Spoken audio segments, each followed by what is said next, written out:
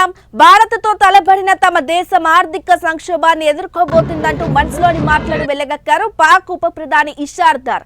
భారతదేశం చేపట్టిన ఆపరేషన్ సింధూర్ విషయంలో పాకిస్తాన్ ప్రభుత్వం అక్కడి రాజకీయ నాయకుల నుంచి పరస్పర విరుద్ధమైన ప్రకటనలు వెలువడుతున్న నేపథ్యంలో ఇషాక్ దార్ కామెంట్స్ ఇప్పుడు ప్రధానంగా చర్చనీయాంశంగా మారాయి.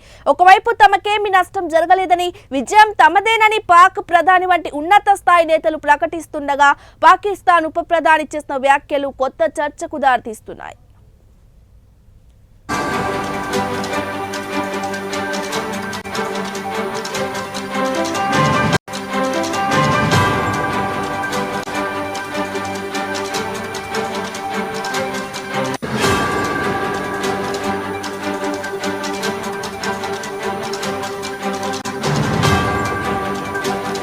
దేశంతో జరిగిన ఇటీవలి ఘర్షణల నేపథ్యంలో పాకిస్తాన్లోని తమ 11 వైమానిక స్థావరాలపై భారత్ పెద్ద ఎత్తున క్షిపణి దాడులు చేసిందని ఆ దేశ ఉప ప్రధాని ఇషాక్ దార్ అంగీకరించారు.